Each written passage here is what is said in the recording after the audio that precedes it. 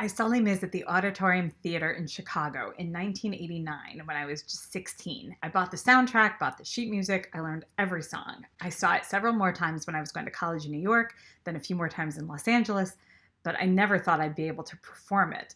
And after Jasmine and I decided that we would somehow find a way to do it, I took my husband Jeremy to see it for his first time at the Pantages Theater in LA. He immediately loved it, but I remember him turning to me at intermission and asking, "So, are you going to be able to pull this off?" And I remember saying, "I don't know." But I'm so proud that we did, and it was amazing. And no matter where life takes me in the future, the fact that I produced and directed Les Mis will always be one of my greatest and proudest accomplishments.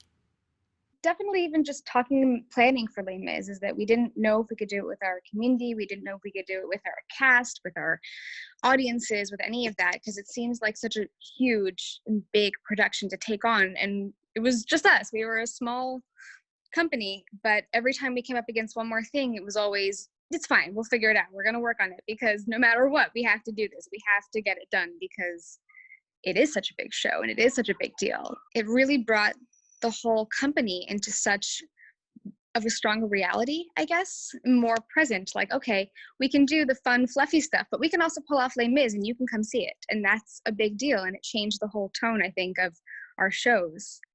I had so much fun playing the scrappy young kid. I feel like I was that young kid in the JWRC, very new, not quite as scrappy yet, but I just had all of these amazing women who I felt were really looking after me, and I really felt like I gained a family that year. When I was in seventh grade, my dad took me to my first show at a big theater, and that show was Les Mis. My mom wasn't so into serious shows, and my dad, being fluent in French and having lived in France for 5 years, was as excited as I was. We had an amazing time, and my dad spent his summer listening to the entire Victor Hugo novel on tape. My dad passed away in 2010, and so when we did Les Mis in 2012, I dedicated my performance to him. Les Mis was my very first JWRC show, and it was also the first time I had been on a stage in 20 years, because it was just an absolute bucket list dream item to play Javert. It's a great, juicy, great character, and he has great songs, and I've always loved Javert's role, and I was so excited to play it. I remember being on stage during the first show with the spotlight blinding me during his first song, and just being present in that moment and realizing this was something I've wanted my whole life and never thought I could possibly do, obviously. And being appreciative and just experiencing it in that moment was really remarkable. So thank you, JWRC. Les Miserables is hands down my most favorite musical of all time. I had the entire show memorized, every single song, every single part, the complete symphonic recording by the time I was 8 years old. So the opportunity to be in Les Miserables, to play Fantine, to accomplish what we accomplished was so emotional, so fulfilling. It was a real dream come true. Les Mis will always have a special place in my heart. I met my husband and he knew every lyric to every single song. I grew up with that music everywhere, in the car, in the house. My mom played it everywhere.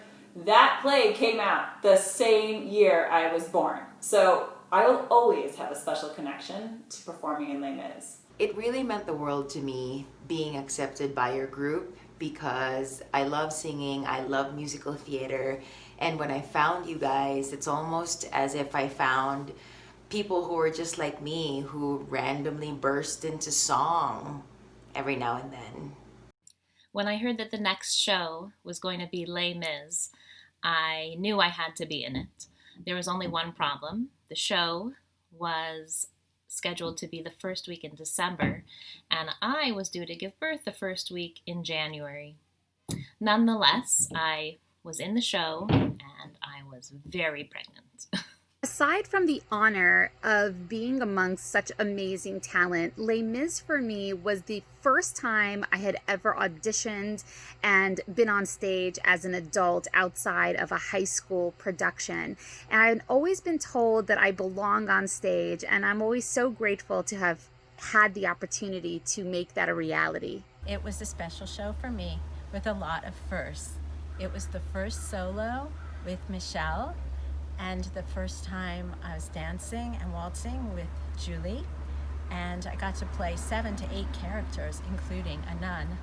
It's always an incredible experience to be with my JWRC ladies, but the epic songs made this next level. Les Mis was my first show for JWRC, so it was really special to me because it was the first time I really was able to experience what it meant to be part of the JWRC community and to meet such amazing, incredible women and just be able to sing and act and have fun. So I think that experience really just meant community to me.